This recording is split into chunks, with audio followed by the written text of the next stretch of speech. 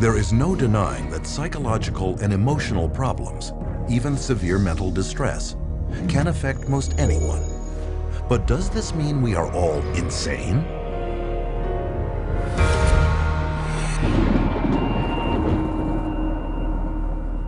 What causes psychological distress?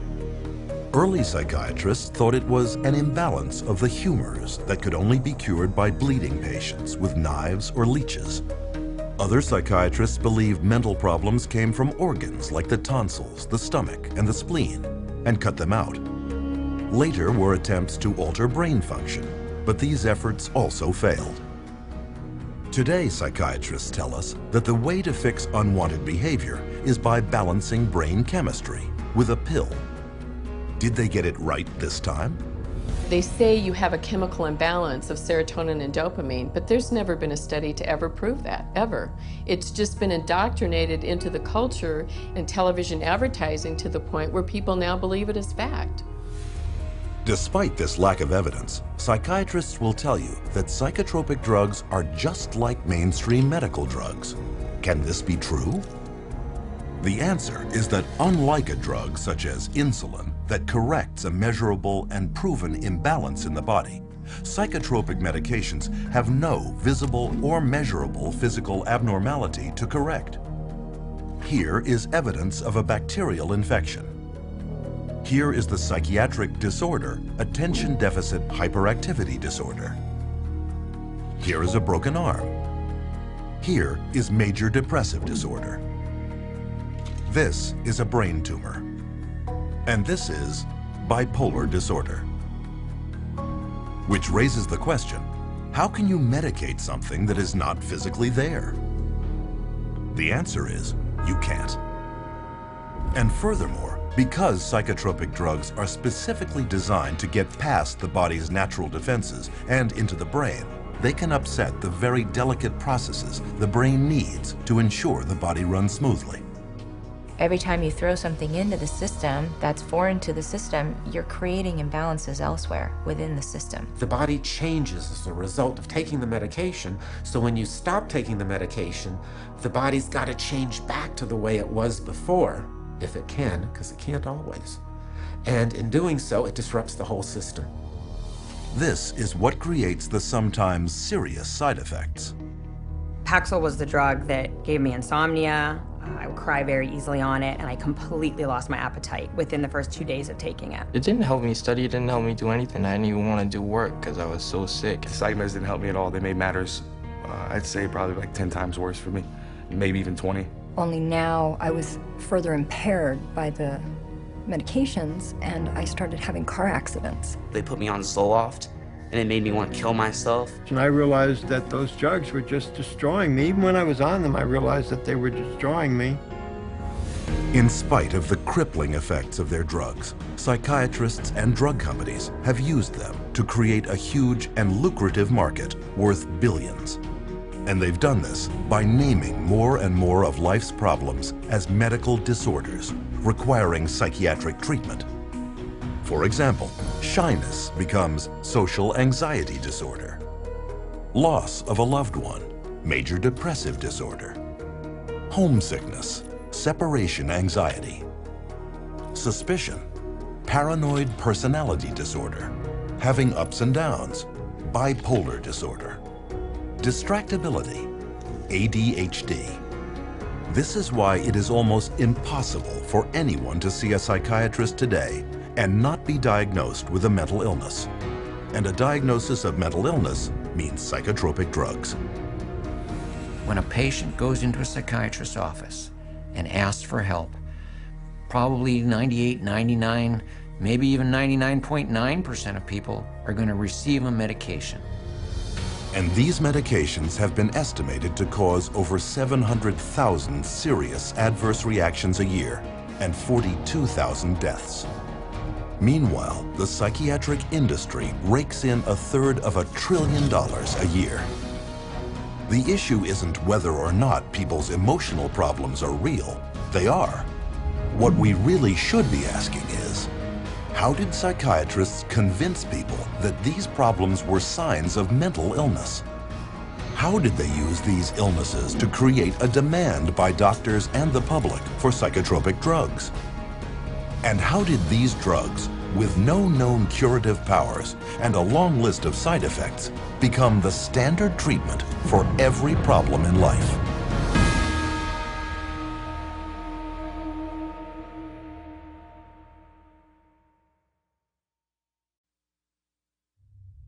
Psychiatrists assert that they have made much progress in the field of mental health over the past century and a half.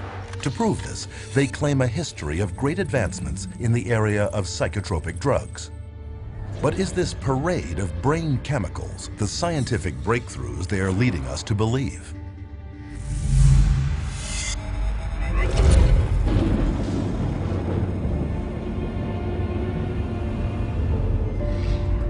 Modern institutional psychiatry has depended on psychotropic drugging since its earliest beginnings in insane asylums during the 19th century. During that period, psychiatrists functioned almost exclusively as attendants, promising to cure the seriously mentally ill. But as they could not, they were not regarded by mainstream medicine as real doctors. Other physicians considered psychiatrists as almost a doctor. Okay, because they weren't doing medical stuff.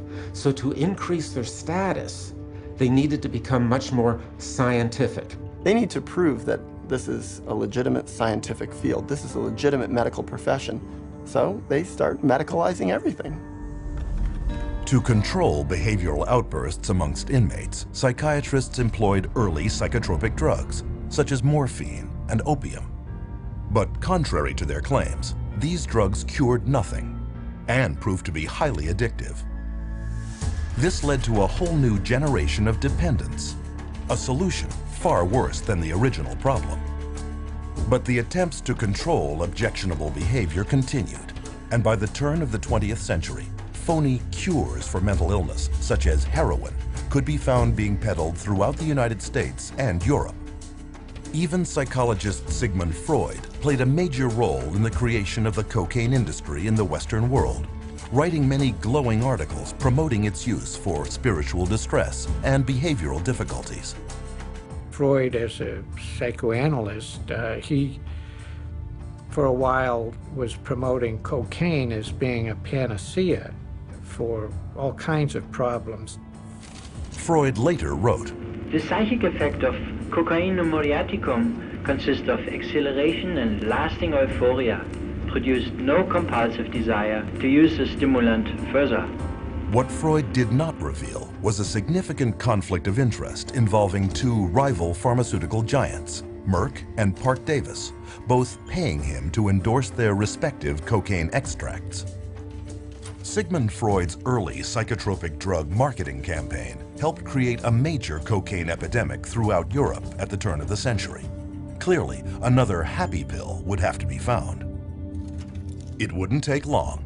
Psychiatrists in the first half of the 20th century next turned to amphetamines. As before, the hype subsided into unavoidable proof that the drugs not only were ineffective, but highly toxic and addictive. Each fad followed the same pattern. First, the drug would be hailed as a medical breakthrough for mental problems. Then, increasing reports of serious side effects would trickle in. Finally, after years of denial, when psychiatrists and pharmaceutical companies could no longer deny the dangers of the drug, they would abandon it in favor of their next wonder drug. Though none of their drug therapies had ever proven to cure anything, psychiatrists continued their search for a magic bullet that they supposed would cure all. And in 1954, their dream, they believed, was realized with the introduction of psychiatry's first so-called miracle drug, chlorpromazine, better known as Thorazine. Originally designed and tested as a synthetic dye, then as an anti-parasitic in pigs, Thorazine was accidentally discovered to shut down human motor controls.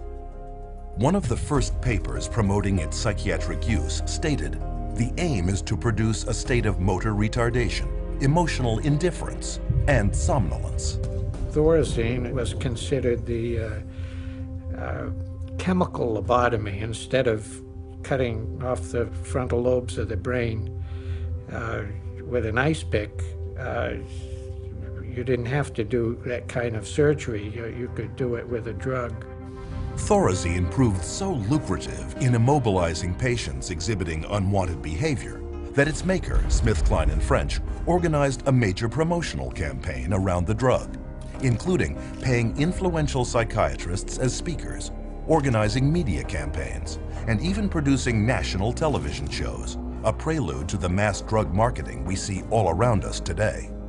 Thorazine at that time was thought of as a miracle because it was able to reduce the symptoms of psychosis and schizophrenia at that time that they knew about it.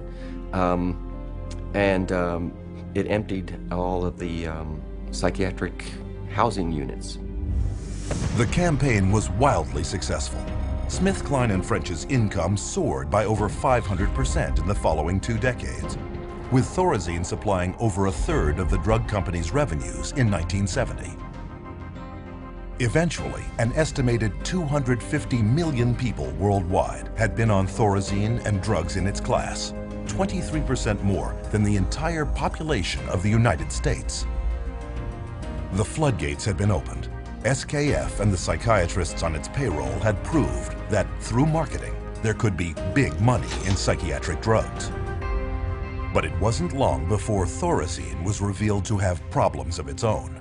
Thorazine chronically led to really serious problems such as tardive dyskinesia, which is a movement disorder that's very, very bothersome, and supposedly it's irreversible. The tongue darting, the muscle jerking, the eyes rolling back in the head. Most people were sometimes permanently damaged by it. So they were going to have to live their life with this neurological problem that was actually created by the pharmaceutical industry with their medication. Because Thorazine so hindered mental functioning, its use had to be limited to institutions. But with big money at stake, the race was on to discover a psychiatric drug that could be taken out of the institutions and into the hands of a much wider, vaster, and more lucrative market, the general public. Since they were emptying the institutions of all these psychotic patients with the advent of Thorazine, now they had to find different ways to treat people. So what better way than to go into the community and have an office and bring in your everyday person, or your executive under high stress, or mama who's taking care of all the kids, and they needed some way to create a therapy for them. In 1955, that drug was approved. Its name was Miltown, the first of the so-called minor tranquilizers.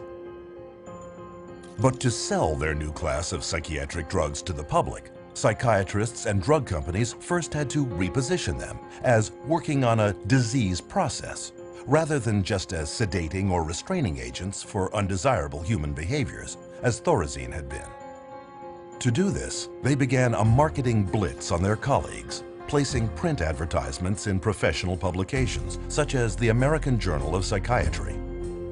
Prominent psychiatrists were then hired to spread the word to the rest of the medical field.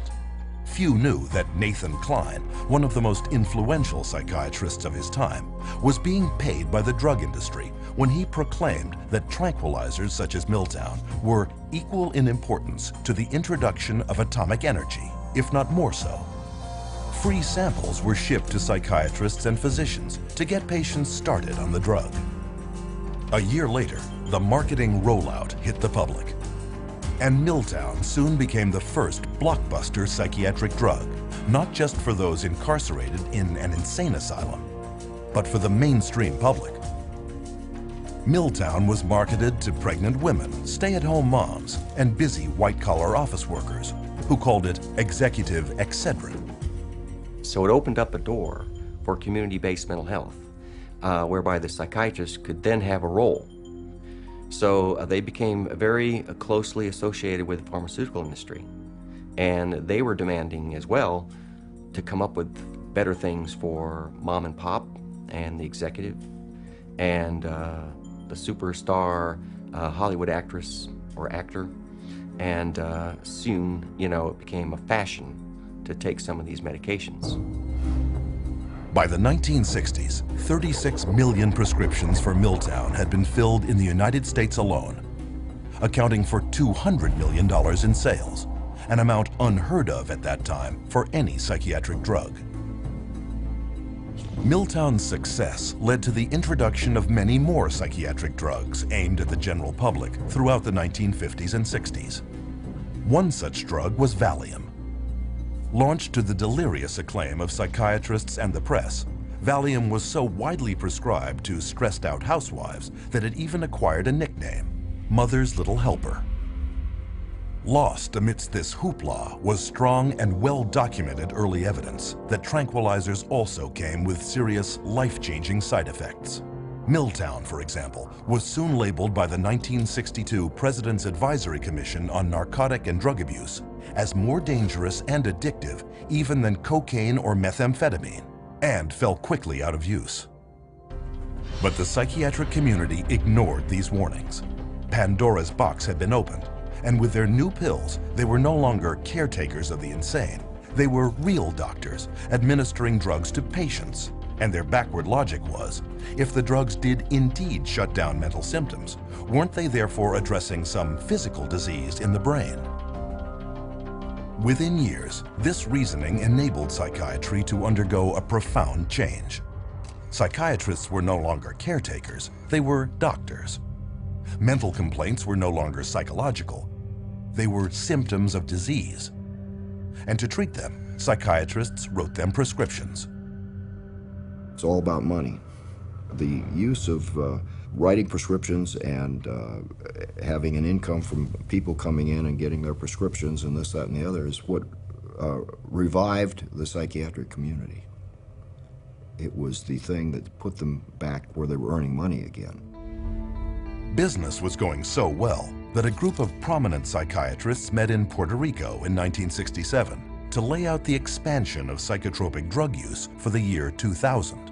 According to organizing psychiatrist Dr. Wayne O. Evans, psychomedication is now an accepted way of life, and the search for the just right pill has become the goal for many people. By the early 1980s, Valium had become the most widely prescribed drug of any kind in the Western world. In 1978 alone, nearly 2.3 billion tablets sold, enough to medicate 1/2 of the world population. The business of psychotropic drugging had gotten so out of hand that at a 1979 hearing on the use and abuse of benzodiazepines, one United States senator commented that the whole pitch appears to be to sell, market, sell, and market. But bigger things were yet to come. The next drug that became a rage was Prozac. And of course, Prozac was not for anxiety, but for depression. And all of a sudden, the diagnosis of depression starts multiply. The number of people who are diagnosed as being depressed starts multiplying substantially. Prozac was released amid great fanfare, with tales of miraculous recoveries, sick minds made well, and ruined lives restored. And all with almost no side effects or addiction, or so its manufacturer claimed. Many new antidepressants quickly followed, also pitching instant psychological relief with little downside.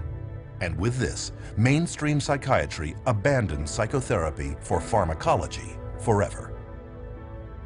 In a bold and effective marketing coup, the world was told that these new antidepressant drugs were not just for the depressed, but lifestyle drugs for a choose-your-mood society. But almost immediately, evidence emerged that claims of universal safety and effectiveness were far from the truth. The adverse side effects of this class of drugs includes things like sexual dysfunction, agitation, facial involuntary movements of the face. Some of the psychiatrists in their books describe the tongue darting in and out of the mouth as an adverse side effect of SSRI drugs. Within 10 years, staggering details of side effects such as violence and suicide could no longer be ignored, with an estimated 3.9 million adverse events on Prozac alone. Black box warnings alerting the public to significant risks of violence and suicide were issued, once again against loud protests from drug companies and organized psychiatry. But when the patents of antidepressants expired, just as predictably, psychiatrists and drug makers finally admitted the truth. But now they claimed here was a new scientific breakthrough that would change everything. A new class of drugs called the atypical antipsychotic, newly approved to treat both schizophrenia and a then obscure mental disorder dubbed bipolar disorder. Suddenly, the diagnosis of bipolar disorder became the rage, with diagnosis rates soaring by thousands of percentage points in a matter of years. What is clear is that the patents run out, and the drug companies are always looking to maximize their profits, so they research new drugs, and they can keep them patented for about 17 years and charge monopoly prices. And then when the patent wears off, often the next one comes along. Soon, however, atypical antipsychotics, like all their predecessors, were revealed as having crippling and even deadly side effects, such as obesity, diabetes, and even heart problems, along with questionable efficacy and almost certain dependency. Pharmaceutical companies are trying to get away from the old style Thorazines and into the new antipsychotics, and we know that they're no better. So today's new and improved antipsychotic is no better than the old Thorazine, which was the miracle drug for psychiatry. Today, the same cycle continues, with breathless news coverage of new chemical treatments promoted as breakthroughs.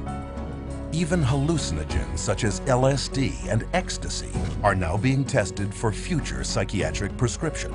Psychiatry has a wonderful history of coming up with one label after another, all to cover up their own inadequacies and their own inability to get a product, which means to cure somebody or to truly honestly help somebody. So their solution is always, let's come up with another syndrome that that person has. It's one alphabet soup label after another. And just when the public starts catching on to that the experts may be telling us a story, we move on to the next realm of drugs. Psychiatry has become basically pharmaceutical management in America. That's what psychiatrists do. If you went to a surgeon, you would expect to get cut. If you go to psychiatrists, you expect to get medicated. That's what psychiatrists do. A century and a half later, two questions remain. Where is the science that backs psychiatry up? And how long will the public continue to be fooled by false hopes, hype, and outright lies?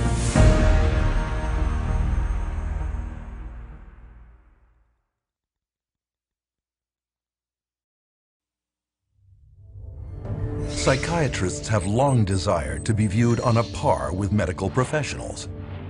But whereas regular physicians have diagnostic tests to prove or disprove illness, psychiatrists do not. There is no objective testing in psychiatry. There is no blood test, there is no urine test, there is no biopsy. There's nothing that objectively proves that there's anything physiologically or biochemically wrong that's creating your symptoms. With cancer, you can do a screening and it's there or not. You can look at the cells and you can tell if it's there. Different diseases, you can look at it and you can see it under a microscope, or you can see it in an MRI, or you can see it in a CAT scan. With mental health, you can't see it. You can't be diagnosed in a medical procedure. It's all subjective. So the question becomes, without any scientific lab tests showing the presence or absence of mental problems, how does psychiatry's diagnostic system work? And how did it become so prevalent?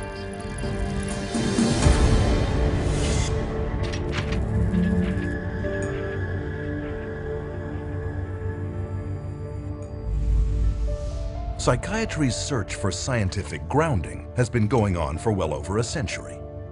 In the late 19th century, German psychiatrist Emil Kraepelin was the first to attempt to classify mental problems as medical disease states.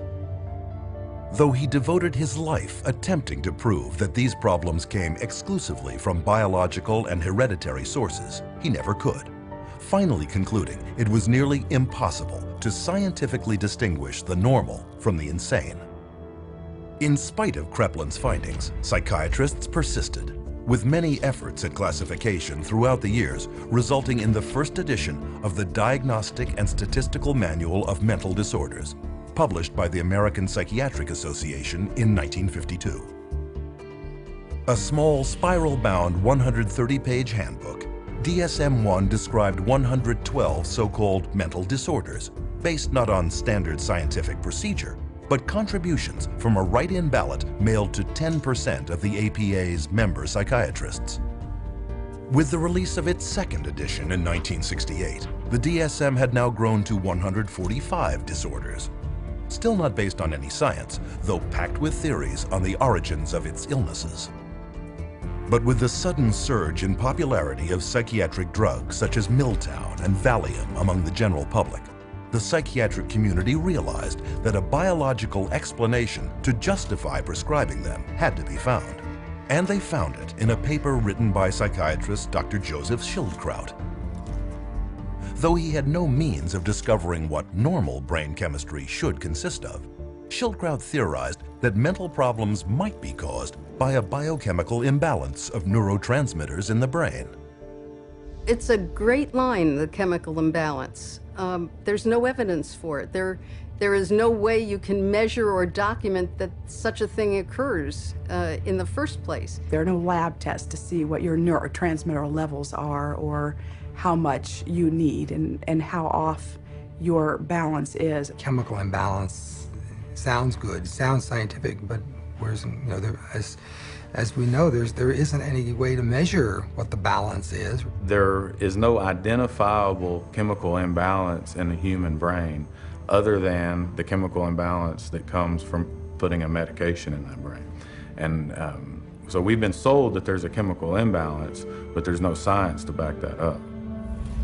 Though Schildkraut was never able to prove his chemical imbalance theory, it was too late. The psychiatric community had already adopted the theory as a plausible-sounding medical explanation for the mental disorders listed in the DSM. But without a test confirming a chemical imbalance, psychiatrists were still bedeviled by a severe inconsistency of diagnosis. Not only that, but psychiatrists were often unable to tell the sane from the insane. This point was driven home in 1972 in the famous Rosenhan experiment, where a total of 8 perfectly healthy volunteers each presented themselves at a mental institution, claiming to hear voices in their head that only said the words empty, hollow, or thud. No other psychiatric symptoms were stated. The result, each of the volunteers, including Dr. David Rosenhan himself, was immediately committed into the institution. The moment we were admitted to the hospital, we abandoned our symptom and we behaved the way we usually behave. The question was, would anyone detect that we were sane? The answer was, no. No one ever did. All but one was diagnosed as schizophrenic. They were only discharged after admitting they were indeed mentally ill and in remission. After learning of the experiment, the psychiatric community was furious. One hospital challenged Rosenhan to send in more volunteers, promising to catch every one of the fake patients. 3 months later, they proudly announced that of 193 patients presenting themselves, they had turned away over 41 who were pretending mental illness and considered another 42 suspect. The problem was, Dr. Rosenhan hadn't sent in a single person. 70 years later, Emil Kreplin's conclusion that psychiatry could not distinguish sanity from insanity had once again been proven correct. In his study, Rosenhan concluded, any diagnostic process that lends itself too readily to massive errors of this sort cannot be a very reliable one.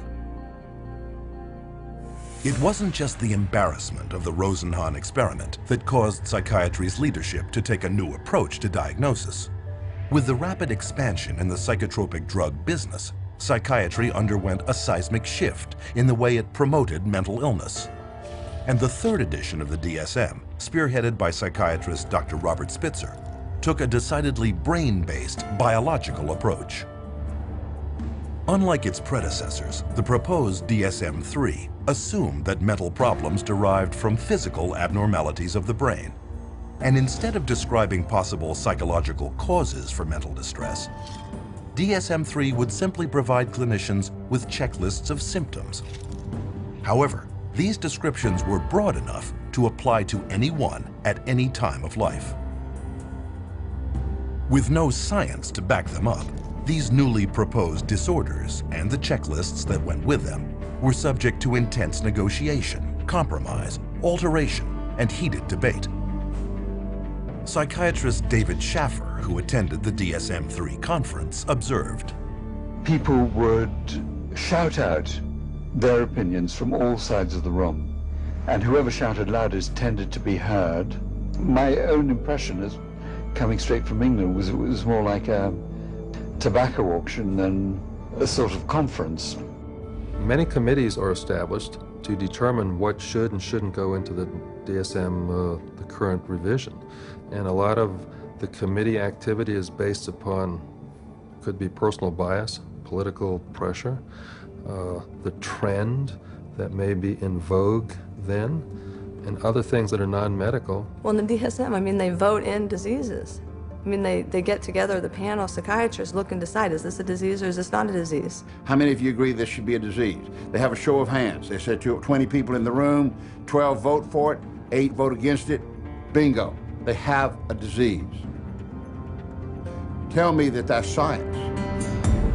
One psychologist reported that during discussions of the proposed criteria for masochistic personality disorder, Spitzer's wife protested about one symptom of the disorder, to which Spitzer responded, "Okay, take it out." Scientific or not, once a disorder is voted into the DSM, it is very hard to vote it out. On rare occasions, however, this too has occurred. Homosexuality, a mental illness according to DSM 1 and 2. After gay rights activists picketed their 1973 convention, the American Psychiatric Association buckled to political pressure and decided by a mail-in ballot of its member psychiatrists to remove it from DSM's next edition. What happened? It wasn't like, there's some objective evidence that at one point it was a disease and we cured the disease and now it's a lifestyle choice. No, it was cultural. We became more liberal in this country and decided, okay, it's fine. Whereas, 50, 100 years ago, it wasn't fine, it was a problem. That's not medicine, that's something else. And the psychiatrists who wrote the DSM-3 knew it, as Robert Spitzer would admit to the BBC many years later. What happened is that we made estimates of prevalence of mental disorders totally descriptively, without considering that many of these conditions might be normal reactions, which are not really disorders. That's the problem. But instead of learning from their mistakes, the American Psychiatric Association published the DSM-4 in 1994. And it was even bigger, with 374 different diagnoses amongst its 886 pages. The new edition more than tripled the number of mental illnesses listed in the DSM-1. This rapid expansion in the number of psychiatric diagnoses may not help the patient, but it benefits many others. Once a diagnosis has been created, it enters the professional curricula. Specialists emerge to treat it. Conferences are organized around it. Research and publications cover it. Psychiatrists formulate their patients' symptoms to correspond to it, and drugs are prescribed for it. The DSM, in short, was no longer a manual, but a full-fledged industry. The DSM, although it is our Bible, it becomes the Bible and it becomes tantamount to, the tablet coming down from Mount Sinai, not just for psychiatry and psychology, but for insurance companies, for the legal profession. It comes into play as far as sentencing.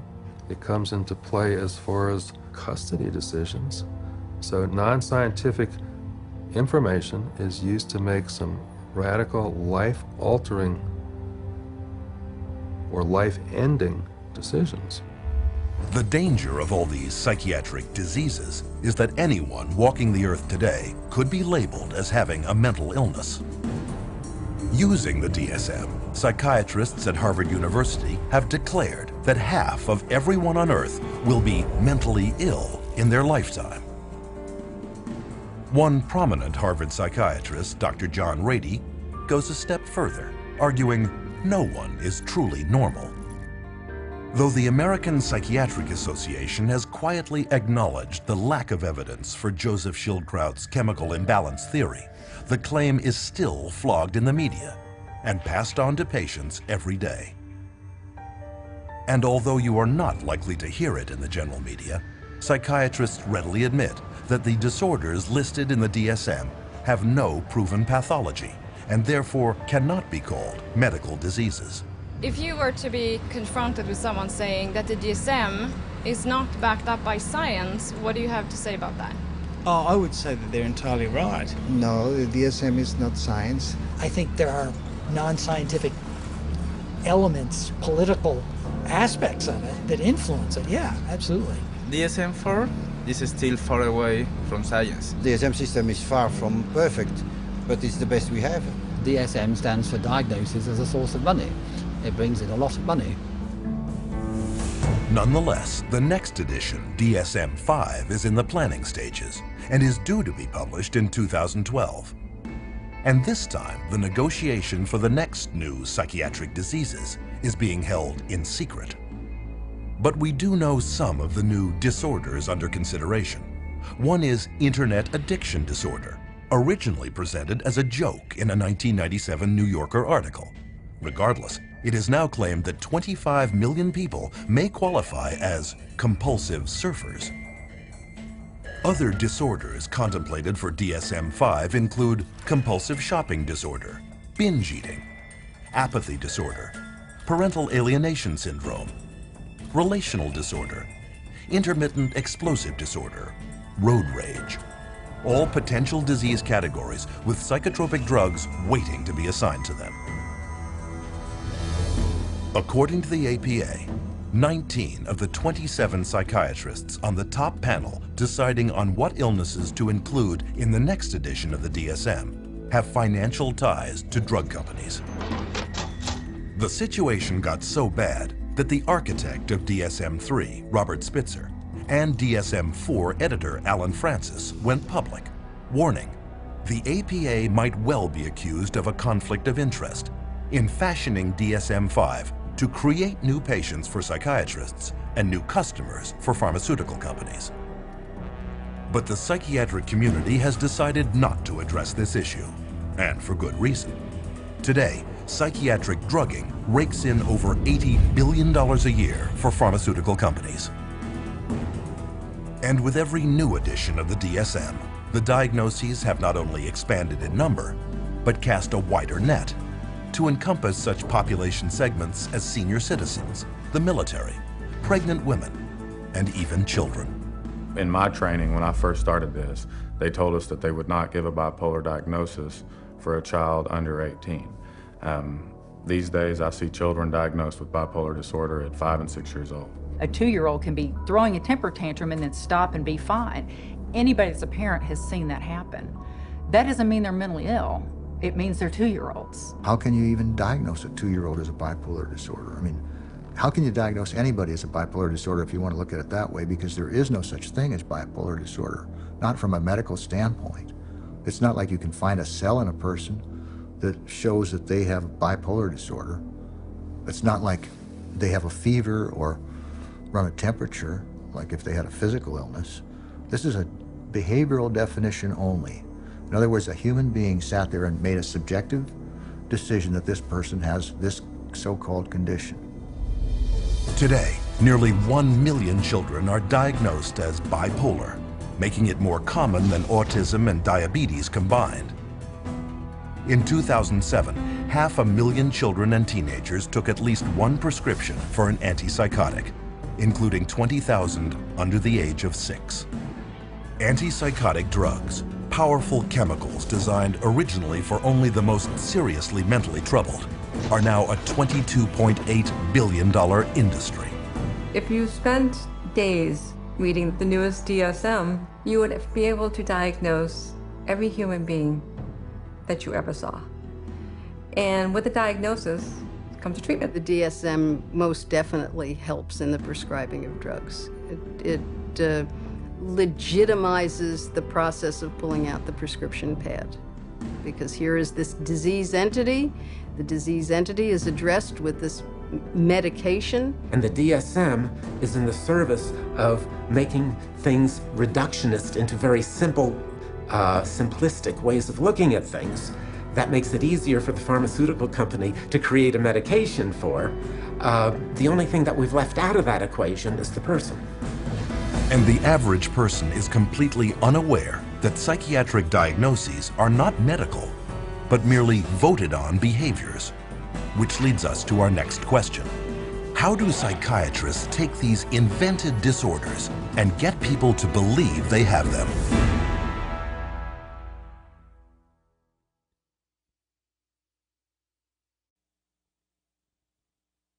According to psychiatrists at the World Health Organization, 450 million people worldwide have a mental disorder. 3 times the metropolitan populations of Tokyo, New York, Los Angeles, London, Paris, Mexico City, Mumbai, Milano, Madrid, Toronto, Washington, Athens, Melbourne, Hong Kong, Singapore, Rome, and Berlin combined. Are there really this many mentally ill? Or is this just a case of good marketing?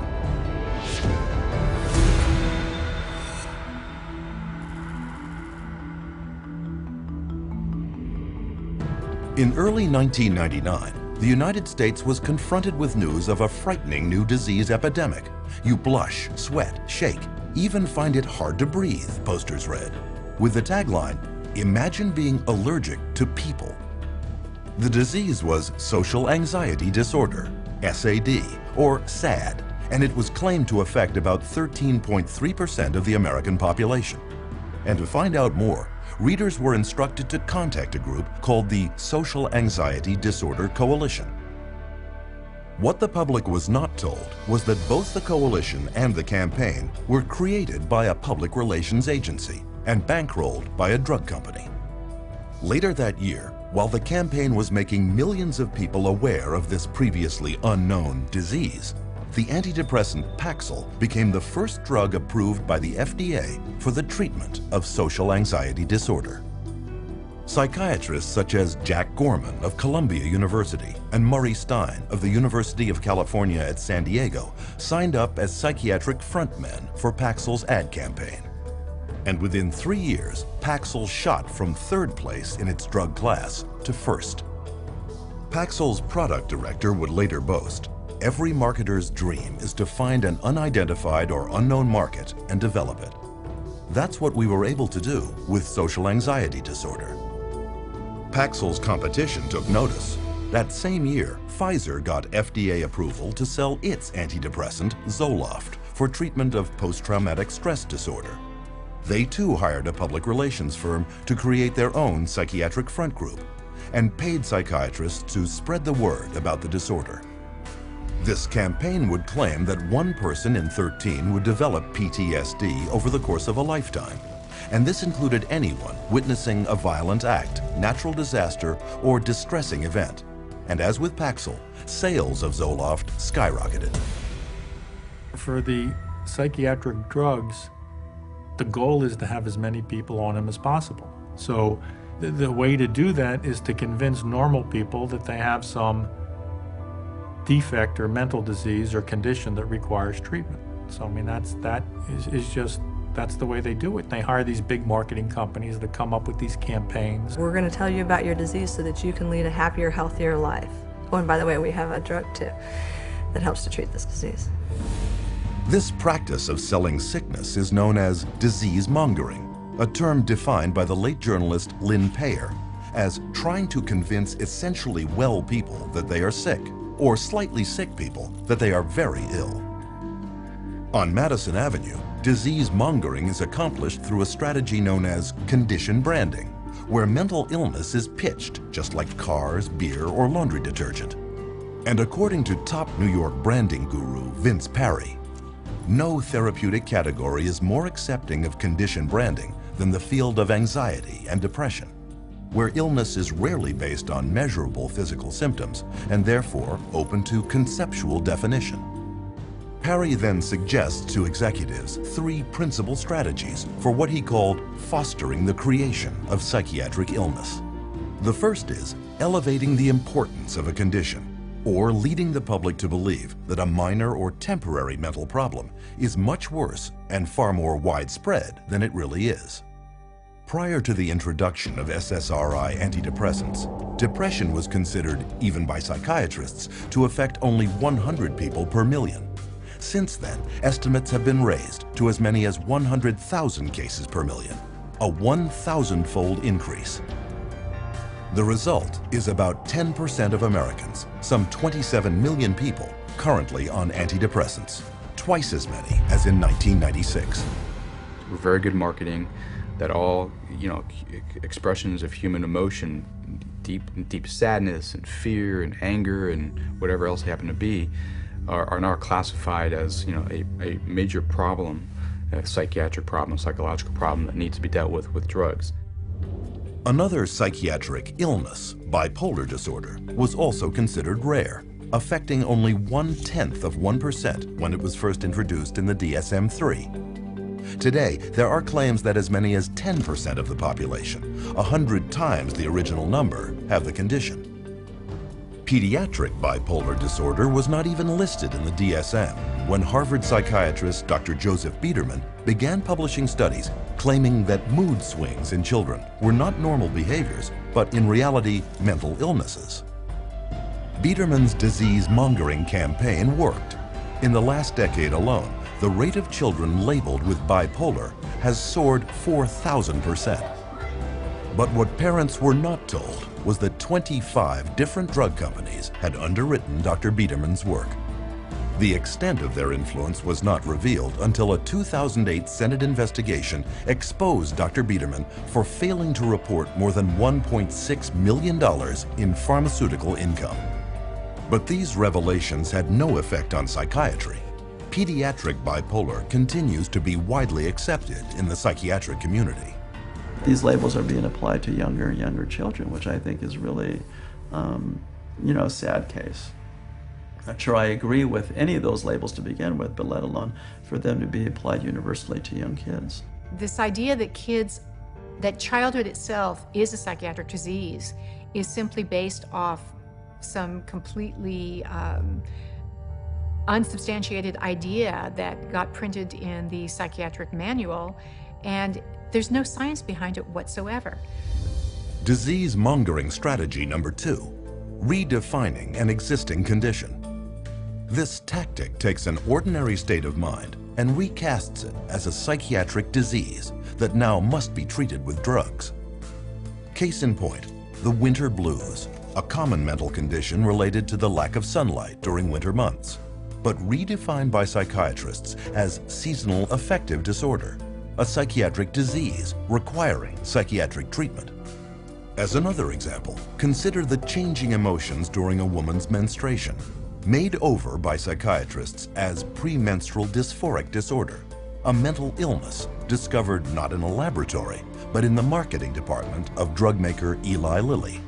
When Prozac patent came up, they realized they needed to come up with some sort of new to keep the money rolling in, and they came up with a new disorder. They just made it out of thin air, the premenstrual dysphoric disorder, the PMDD, and then the new wonder drug, which was Serafem, which if you look at Serafem on the back of the label, it just says, this is Prozac.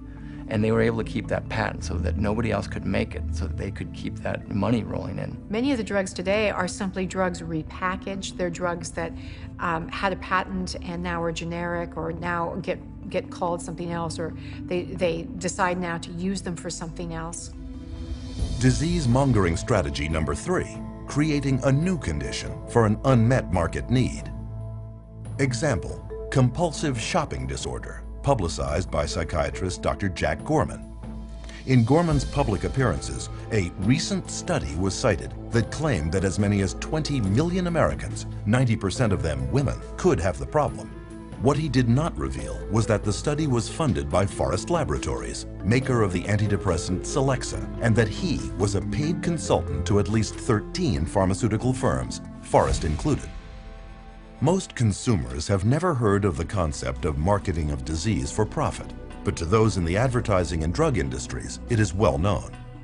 A 2005 Reuters Business Insight report, written for drug company executives, notes that the ability to create new disease markets is bringing untold billions in soaring drug sales, and that the coming years will bear greater witness to the corporate-sponsored creation of disease. If I can't get along with my husband, take a drug. If I'm feeling a little depressed, take a drug. If I can't study properly, take a drug.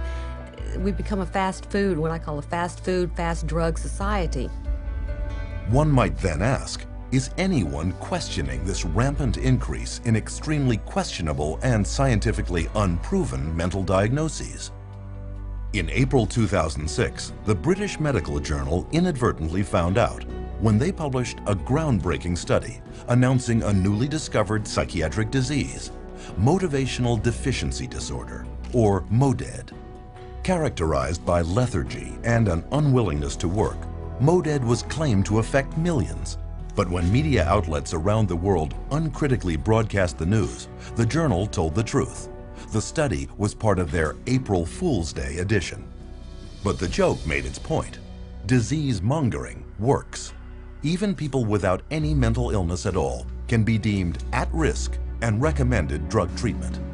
One study published in the Journal of the American Medical Association urged all stroke victims to take an antidepressant to prevent depression, whether they were depressed or not.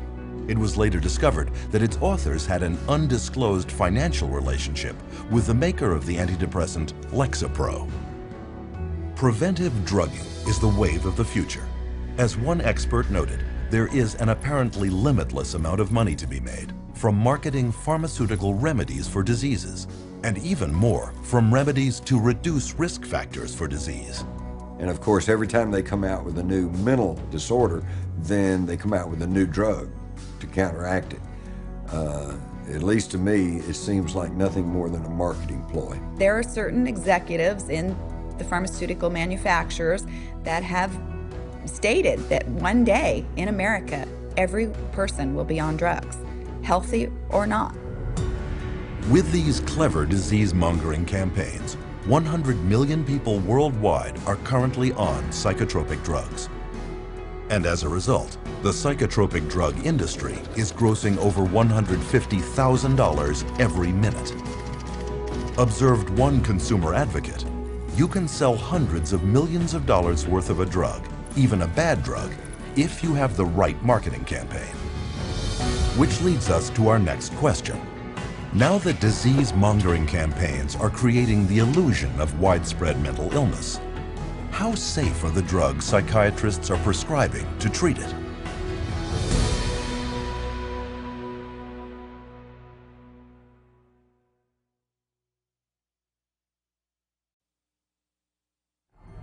In modern psychiatry, psychotropic drugs have become the weapons of choice. But are they as safe as we've been led to believe?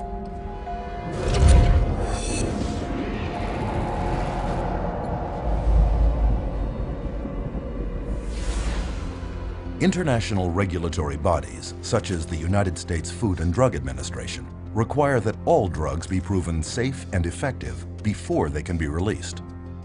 To accomplish this, pharmaceutical companies must conduct thorough and exacting clinical trials that prove the safety and efficacy of their drugs prior to marketing. At least, that's what's supposed to happen. But underneath the public relations veneer, claims of psychotropic drug safety by psychiatrists and drug companies are far from the truth. And there are many reasons why. To begin with, drug safety testing is predominantly done by drug companies, not by governmental agencies or independent laboratories, creating an obvious conflict of interest. They pay for it, they bring in the researchers, they have every opportunity to skew the research, to manipulate it, to produce exactly what they want it to produce. The first step in submitting an application for a psychotropic drug is to find a disorder in psychiatry's Diagnostic and Statistical Manual and attach it to the drug. Then clinical trials begin, first on animals, then on humans. If the drug makes it to human testing, clinical trials then follow 4 phases. In phase 1, it is tested on a very small number of volunteers, usually healthy young subjects, to determine if the drug is not overly toxic and what side effects it carries. And the studies that are done have young men or women that have very little body fat and are healthy in their 20s. They don't test these drugs on elderly people that have a huge amount of body fat or different proportion of body fat, and they hold the reaction of their drugs is totally different, but they don't ever consider that. In phase 2, psychiatric researchers determine if the drug creates the sought-after effects on the human body and how large a dose can be given before drug toxicity sets in. As in phase 1, test subjects are mostly healthy young volunteers. So just the people that I already know are going to perform well on my drug are going to be entered in this trial. Well, how well do you think your drug's going to come out? Phase 3 testing compares the psychotropic drug against a placebo or sugar pill. Although phase 3 testing is larger and more extensive than phases 1 or 2, it normally involves only about 1,000 patients and lasts a mere 4 to 8 weeks, certainly not enough time to determine any long-term side effects. Today, clinical research is a profit-driven multinational industry where drug companies and psychiatric researchers are involved in every detail, from study design to data analysis to study publication. But in doing their trials, psychiatrists face a problem the rest of the medical field does not. They have no scientific lab tests to objectively measure improvement. On a clinical trial for, say, a drug for cancer or for high cholesterol, it's easy to see if something is working because you can look at the study result. The cholesterol level is dropped, or the cancer is shrunk, or the cancer cells are going away, or there are less of them. You can physically see the answer. With mental health issues, you don't have that luxury. It is this lack of science that permits psychiatric drug researchers many opportunities to skew results of drug trials in the pharmaceutical company's favor. One of the ones I think that is most important is the placebo washout. And what that is basically that they give people placebo pill, the sugar pill, and then anybody who says that they feel better, they get rid of them. And so in which case, they already skew the sample of people being included into the study. That's going to stack the cards against the placebo, and it's going to show an artificial greater effect for the drug. The data shows that the people that got placebo did better. And you know what the researchers said? Oh, that's the placebo effect. Well, we want to get those people out of the study. Another trick of the trade involves giving subjects the test drugs prior to the trial and then putting them in withdrawal. Then, after starting the trial, they are put back on the test drug and will either come out of withdrawal and score better, or, if on a placebo, will continue to feel worse. Psychiatrist Richard Borison, for example, took schizophrenics off Haldol to generate active psychosis, then put them back on Haldol during the trial. In spite of this, his study is still cited in psychiatric literature.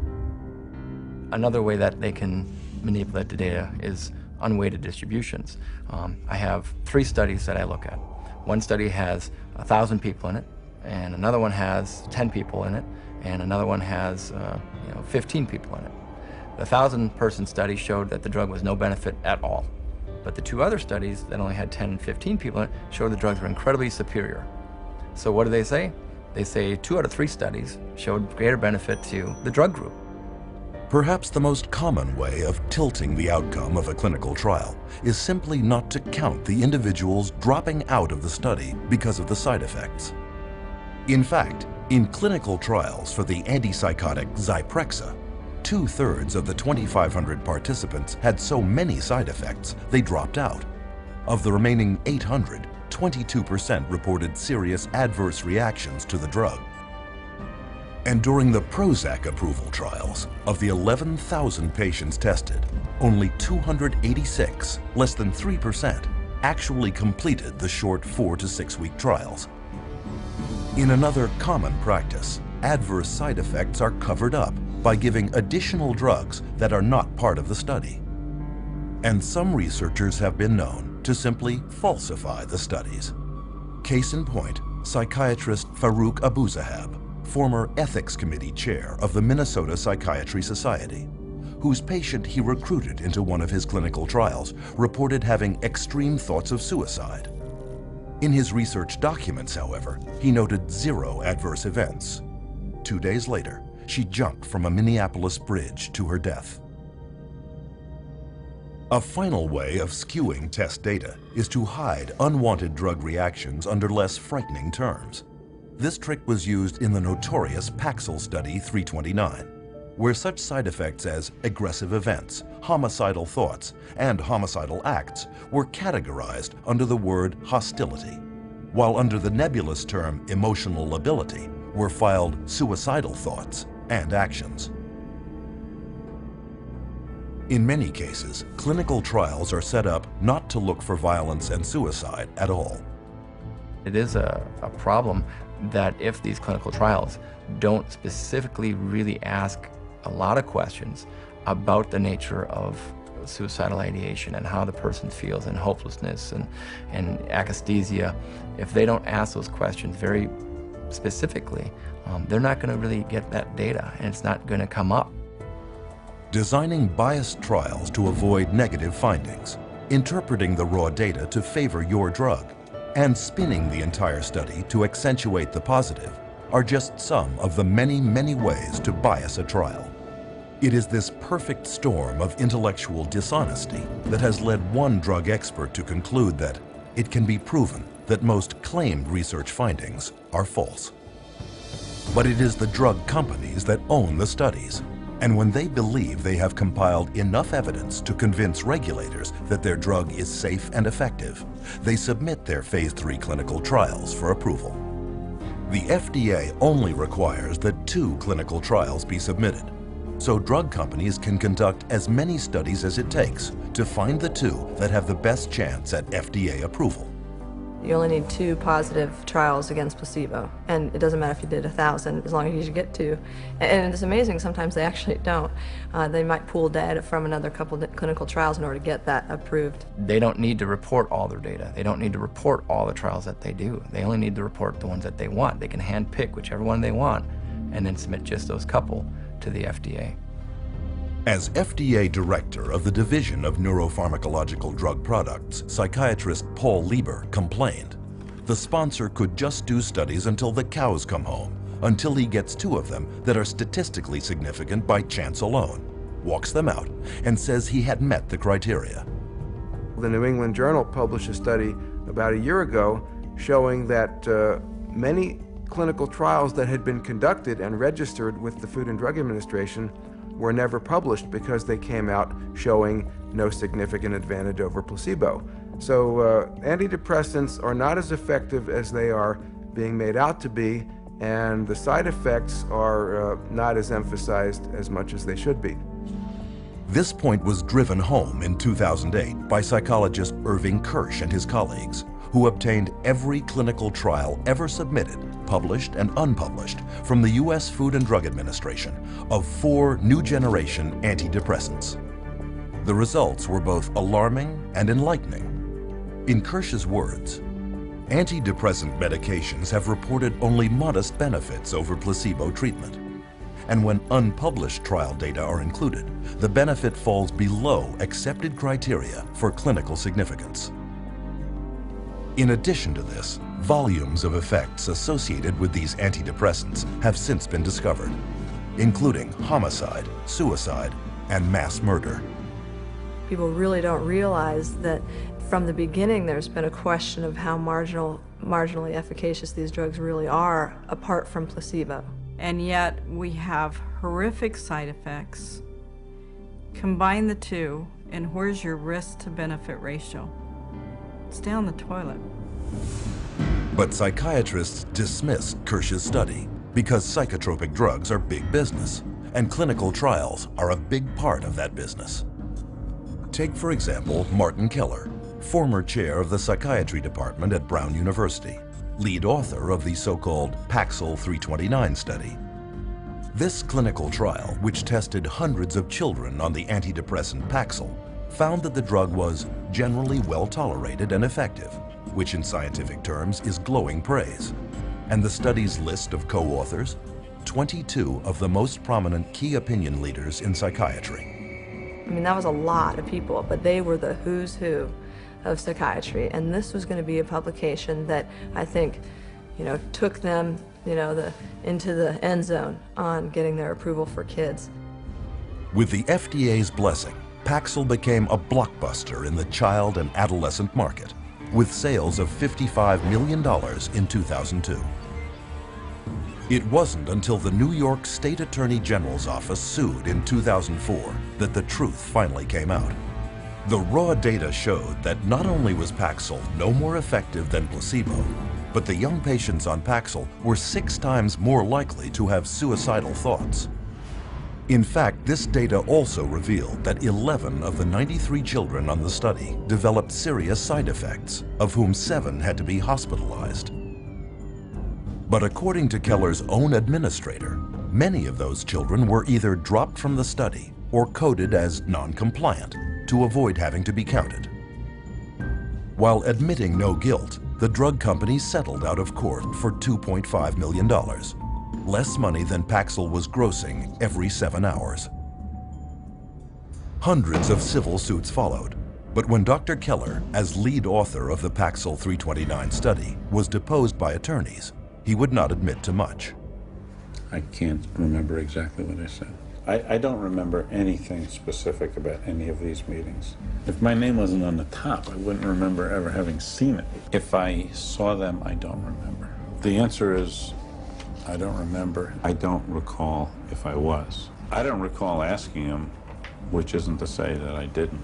I want to pick up on the question Mr. Coffin asked you about the 5-fold increase of the Paxil kids experiencing suicidality over the placebo kids. Do you recall those questions? I do. And you said that you weren't particularly aware of that except for with regard to a manuscript that was sent to you in confidence by GSK? Correct. That actually is not correct, though. I mean, this was an issue that had been presented to you by a number of different reporters that you personally responded to. Is that correct? I don't remember. How could Dr. Keller have known so little about the drug study of which he was lead author, and which he himself used to promote Paxil for children in prominent medical journals and conferences? The ultimate publication of Study 329 was ghostwritten by an agency hired by GlaxoSmithKline, and eventually they, after the manuscript was written, they put Martin Keller's name on it as an author. There again, and maybe you can tell me where I can find it in the paper. No, I'm asking you if you were aware. I don't remember the specifics. And then we finally showed him a document from GlaxoSmithKline where GlaxoSmithKline says that the study was entirely flawed. It was a complete failed study, and it certainly didn't show that Paxil was remarkably efficacious for treating children and adolescents in depression. Can you read that into the record, please? Essentially, the study did not really show Paxil was effective in treating adolescent depression, which is not something we want to publicize. We asked him, with that information now, how can you tell us that it would be okay and safe to give a kid Paxil? And he couldn't answer the question. He sat back, he put his head in his hands, and for, the longest 2 minutes sat there silent. During the last 2 years of his Paxil study, Keller personally pocketed $1 million in drug company money, none of which he disclosed in his published research. When people look at the field of psychiatry and they hear all these reports in the New York Times and Boston Globe, and they see this psychiatrist or this psychologist, took money and didn't disclose it, they wonder, well, is this causing a biases, in the field? I think that's a legitimate concern of the public because of the fact that it is true. With this level of corruption pervading the testing of psychotropic drugs, one is left with the question, where are those who are entrusted with our protection?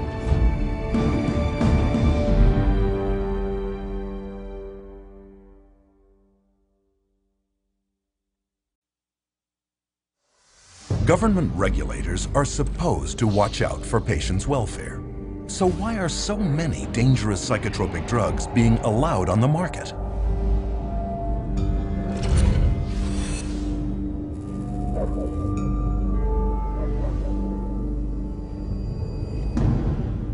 At one point, the U.S. Food and Drug Administration was considered the gold standard in drug safety. But this is no longer the case with psychotropic drugs, where psychiatrists and drug companies have virtually taken over the approval process.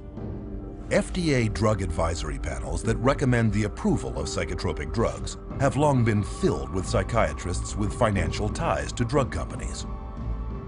One study showed that 92% of FDA advisory meetings in the last decade included at least one member with conflicts of interest. In response to the accusation of conflict of interest, the FDA says that they have tried to find mental health experts without drug industry connections, but can't locate any. To solve this, they issue waivers, where a psychiatrist is allowed to sit on a psychotropic drug advisory panel, despite having a financial conflict of interest of up to $50,000 a year with drug companies. The advisory panels that review drugs, most of these people are direct recipients of money from usually the drug under study, the company that's submitting the drug, and they waive the conflicts most of the time. So it's pretty pervasive, and it's quite insidious. Full waivers have been granted to the following participants. Dr. Andrew Leon for his role as a member of a data safety monitoring board for an affected firm. He receives between $10,001 and $50,000 per year. Dr. Bruce Pollock has been granted a limited waiver for his activities on an advisory board and speakers bureau for an affected firm in which he receives less than $10,001 per year. Ms. Jean Bronstein for her ownership of stock and a bond in an affected firm in which the value falls between $50,001 and $100,000.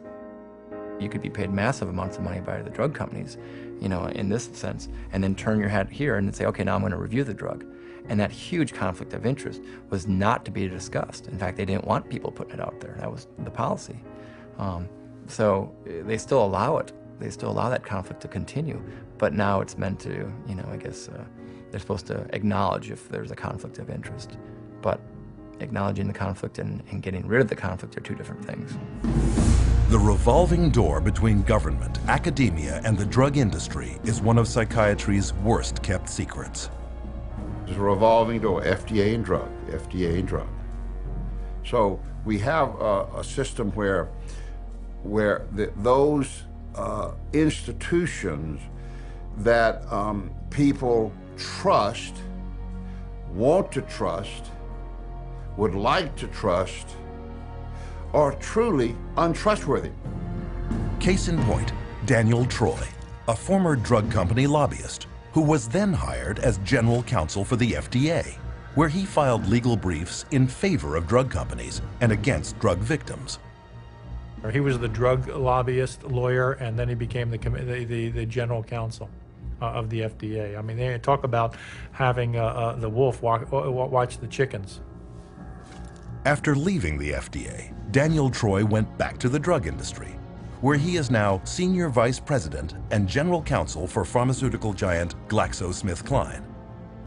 This is the atmosphere under which psychiatrists at the FDA give drug makers approval to sell psychotropic drugs.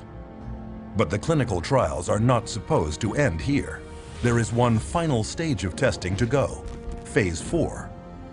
Phase 4 requires that drug companies track the adverse side effects that will undoubtedly occur in the general public, well beyond the very small samples of Phase 3. The sheer number of side effects that will now emerge has prompted one advocacy group to warn that most drug safety problems will not show up until the drug has been on the market for at least 7 years. The meds are not tested long-term before they get approval from the FDA. The studies tend to be a matter of weeks or a few months, but nothing looking at over the years. And the data that's coming in now from Europe and also in the United States is that the side effects are deadly. Instead of serving a safety function as post-marketing surveillance, Phase 4 clinical trials are now being recast as post-marketing research and repurposed into a means of testing psychotropic drugs for additional psychiatric disorders. Take Zoloft, FDA approved in 1991 to treat major depression. Since then, it has also been okayed to treat obsessive-compulsive disorder, post-traumatic stress disorder, premenstrual dysphoric disorder, panic disorder, and social anxiety disorder. In 2005, the last full year before it lost its patent, Zoloft grossed $3.3 billion. And as with other psychotropic drugs, much of that is pure profit. 100 Xanax pills, for example, only cost 2.5 cents to manufacture, but retail on average for $136.79, a profit of well over 500,000%. It is for this reason that drug companies enjoy profit margins of about 16%, triple the norm of most businesses. In 2006, drug company CEOs of the 10 leading drug companies were paid an average of $18 million a year, almost 400 times the median household income of the average American family.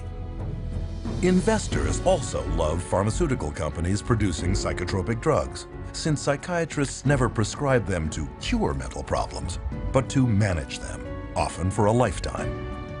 And lifetime customers have a huge impact on the bottom line.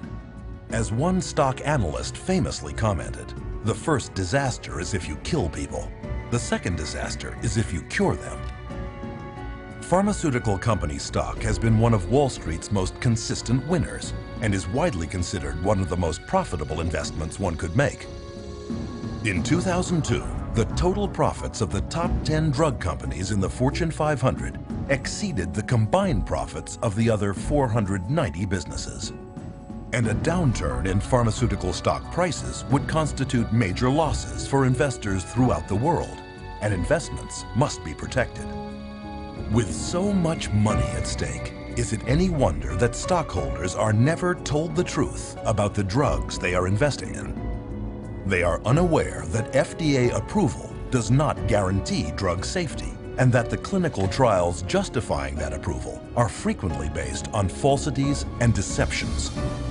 But once the drug is approved, the next challenge is, how do you convince prescribing physicians that these drugs are truly safe, effective, and carrying few side effects when the drug company's own trials prove that this is not the case?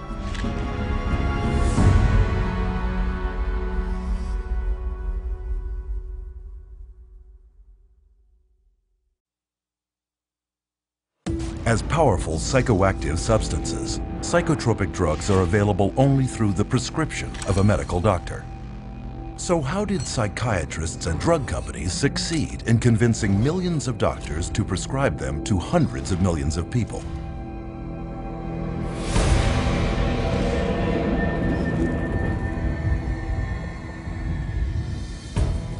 Drug companies are anxious to get their products onto the market as soon as possible. This is, after all, a business, and every day can be worth millions. To assure the public and mainstream physicians that their little-tested psychotropics are safe, drug companies spare no expense in getting psychiatrists to stand behind them, and psychiatrists are happy to take the money. It's really quite an interesting marriage that the drug companies have with the medical profession, and psychiatry primarily is a strong arm of them. This relationship is born in medical school.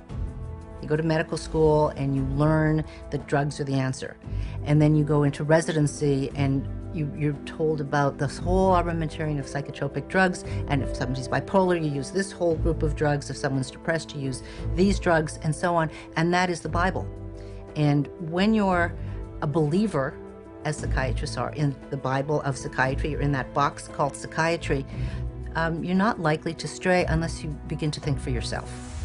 And once out of medical school, many of these true believing psychiatrists are recruited by drug companies and groomed to be spokesmen.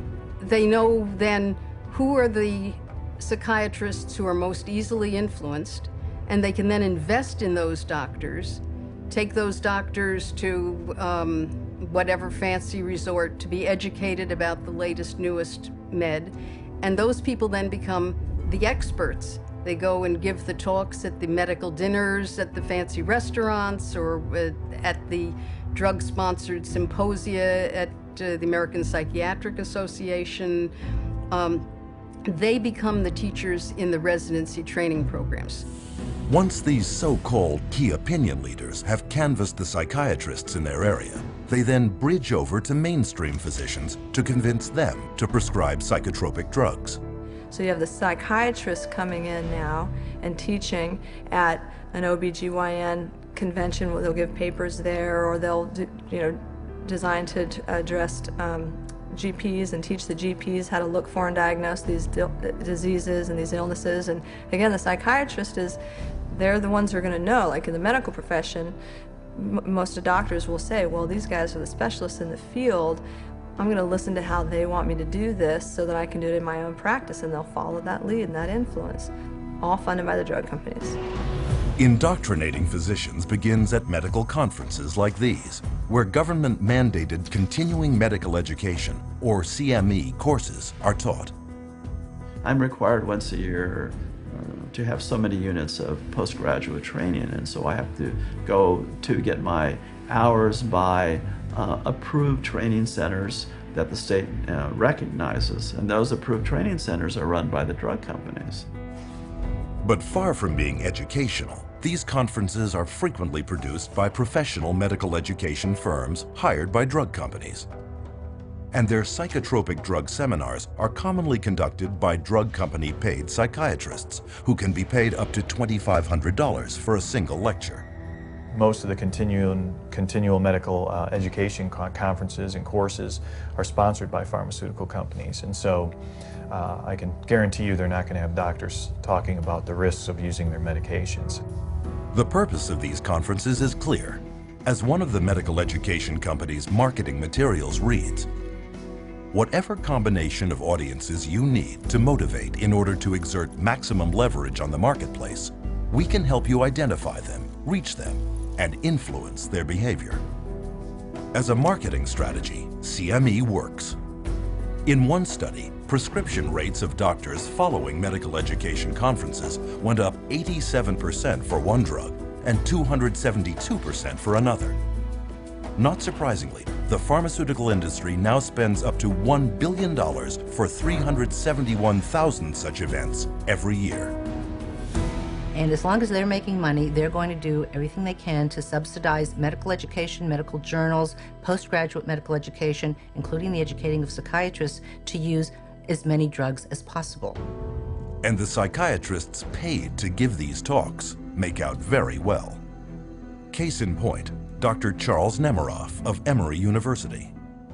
With deep financial ties to nearly 24 different drug companies, Dr. Nemiroff received $2.8 million in pharmaceutical money from 2000 to 2007.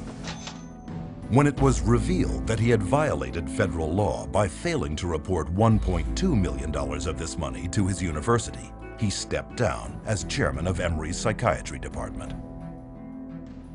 But Dr. Nemiroff did not stop at speeches and personal appearances. He was also exposed for having financial ties to a company whose medical device he reviewed favorably in a psychiatric journal he himself edited. On another occasion, he hired 14 Emory University colleagues to write articles for a special supplement of the medical journal celebrating the 5th anniversary of the introduction of the antidepressant Effexor. Nemiroff's journal is one example of a very large problem. In one notable case, the New England Journal of Medicine printed an article whose authors had so many financial ties to drug companies that because of space limitations, the journal was forced to list them on its website. Printed out, these financial conflicts covered 3 single-spaced typewritten pages. But it goes further.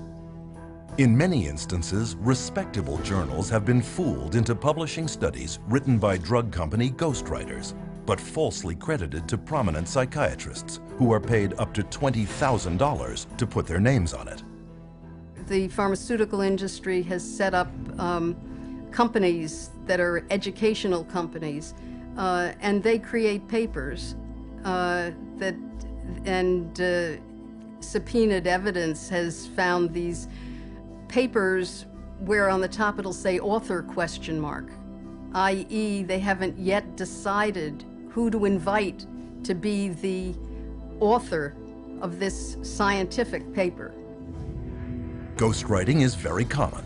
As many as 50% of published psychiatric research papers are written by ghostwriters. Sometimes the psychiatrist paid to put his name on the article hardly even looked at it.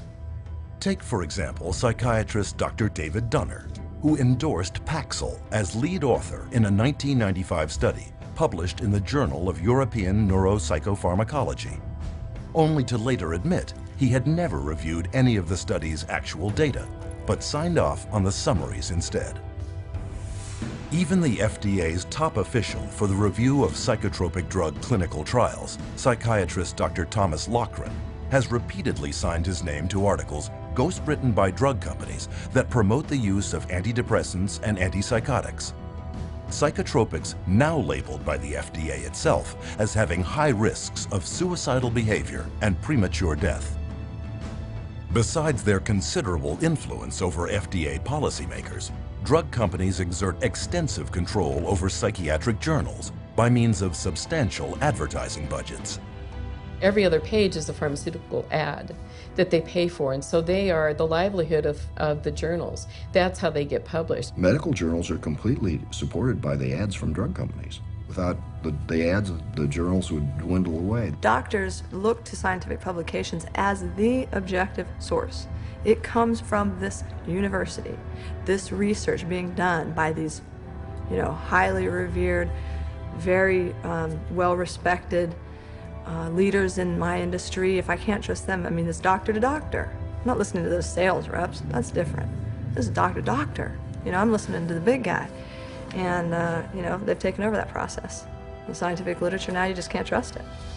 Today, between 2/3 and 3/4 of all clinical trials published in major journals are funded by drug companies. And to influence prescribers even more effectively, drug companies will give as much as $1 million to journals for reprints of favorable trials they can later use as objective-looking marketing tools. But the pharmaceutical funding of psychiatry goes beyond even this, until years of pressure finally forced a recent promise to change. The APA's national conference was largely underwritten by drug companies, as were its government lobbying efforts. But old habits die hard. At a recent APA convention, the drug companies were there, handing out food and giving psychiatrists promotional lectures called product theaters. Then they get the vast majority of their funding for their associations, for their meetings, for everything from the pharmaceutical industry. So promoting pharmaceuticals is basically the only options that they have. With psychiatrists already enthusiastically spreading the pharmaceutical gospel to the rest of the medical field, drug companies also attack prescribing physicians on another flank, using armies of drug company sales representatives. We always did a full frontal assault. So we always came in, our product's the best. Our product's the best, our product's the best. Are you gonna write it? Are you gonna write it? Are you gonna write scripts? This was kind of our mentality. My job and my pay was based solely on my ability to push drugs through my territory. So if I wasn't moving enough prescriptions, if I wasn't moving enough pills through my territory, I was at risk of being fired, and on a lesser level, I wasn't making the bonus money. The bottom line for you was it was a business, you got paid, and you had to get as many prescriptions as you needed that doctor to write, and you did it however you could. One way to get people onto psychotropic drugs is through free samples. These are not provided by psychotropic drug makers out of a sense of charity. They are intended to get the patient onto a drug regimen he cannot get off of. Samples sitting on a shelf encourages a doctor to give that drug away and then to write an accompanying prescription for that, which will be later filled at the pharmacy. And that's what doctors wanted, to be able to not only have the samples, but give them to their friends, their family, lots to the patients, because they know if they gave the samples, you had a higher incidence of being able to prescribe. The doctors would prescribe your product. You're getting the physician comfortable with the drug, and you're getting the consumer comfortable with the drug. So let's say when the trial's over and the free drug's gone for the trial, what's the doctor going to do? Is he going to write a prescription of another product? Not if the patient's doing fine. You never want to rock the boat. The industry and the companies fully understand that if you can get those drug samples into a doctor's hand, you're going to be able to get prescriptions out of that doctor. They're actually a very effective marketing tool, and there's quite a large percentage of the marketing budget that goes into the distribution of samples. In 2003, pharmaceutical sales reps handed out $16.4 million worth of free samples. And to sell them even more easily, sales reps have another hidden weapon: prescribing information bought from pharmacies by prescription tracking companies. You'd get a list with like Dr. XYZ, Prozac, Zoloft, Paxil, Celexa, and it would tell you how many scripts, give or take, let's say 10, per month or per week, that physician was writing of those products. So we knew everything about our doctors, which ones were the most valuable, which ones to spend the most time on, and what we needed to do, and where their weak spots were. So it was very valuable in that you frequently, as the sales rep, knew better what the doctor was actually doing than the doctor did himself, because he wasn't tracking his own prescriptions. The drug industry now spends $22 billion a year marketing to doctors to increase prescriptions, an astonishing 90% of its marketing budget. And this investment has paid off. Today, psychotropic drugs are a multi-billion-dollar business, with over 2/3 prescribed by general physicians. But psychiatrists are the ones at the forefront, spreading the word. And when the use of psychotropic drugs is questioned or gets bad publicity, paid psychiatric opinion leaders deflect attacks and discredit critics. Or they may simply use their position to make the problem all go away. Case in point, psychiatrist Dr. Daniel Casey, chairman of the first FDA advisory committee that met in 1991 to decide if a warning label about increased risk of suicide should be added to the label of Prozac. At the hearing, family member after family member came forward to show how Prozac had damaged their children and loved ones. In the end, however, Dr. Casey and his colleagues voted against the label, citing a lack of evidence. But what many at the hearing did not know is that 5 people sitting on that 9-member panel had significant financial ties to drug companies. Casey himself became chairman of an FDA advisory panel that voted to approve another antidepressant, Zoloft, later that same year, and soon became one of Zoloft's most sought-after speakers. But the corruption goes beyond even psychiatrists at the FDA. Directors of major psychiatric institutions are likewise paid handsomely by pharmaceutical companies, such as the deputy director of the New York Psychiatric Institute, who one year received $140,000. Even government agencies are not immune from conflict of interest. In 2006, the state of Texas sued drug maker Janssen for flying the state's own mental health officials to other states throughout the nation to promote its drug Risperdal. Included were perks, travel expenses, and speaking fees. Even at the federal level, the chief of geriatric psychiatry at the U.S. National Institute of Mental Health was convicted that same year for accepting and failing to disclose over $250,000 from drug companies in exchange for consultations, retainer fees, and travel expenses. The result of these pharmaceutically paid doctor education campaigns is an explosion in psychotropic drug prescription, not just written by doctors, but by many others. I know some practitioners start people on drugs, on the antidepressants. There's unfortunately, a nurse practitioner that does it, and she's not supposed to. It's not in her protocol. Another nurse practitioner I work with has told me that she keeps doing it. It's gotten to the point where you have nurse practitioners, physician's assistants. There are times when that child doesn't even see a doctor. And we're seeing these prescriptions written for, and at best, the doctor may sign off on the bottom of that prescription. Medical professionals worldwide are handing out psychotropic drugs with seemingly few qualms because they have been assured that they are safe and necessary by the experts in the field, psychiatrists. The psychiatric community is completely responsible for the widespread use of psychotropic drugs.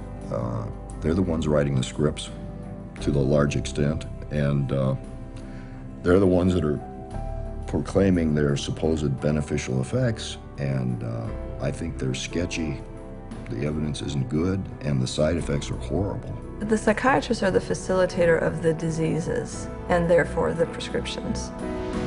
Today, even official psychiatric organizations do not contest that the partnership between psychiatry and pharmaceutical companies in promoting psychotropic drugs to doctors is significant and almost impossible to avoid. But early on, this partnership realized that promoting to doctors was not enough. How could they reach their target demographic, the end user, and drive them into doctors' offices to demand these drugs?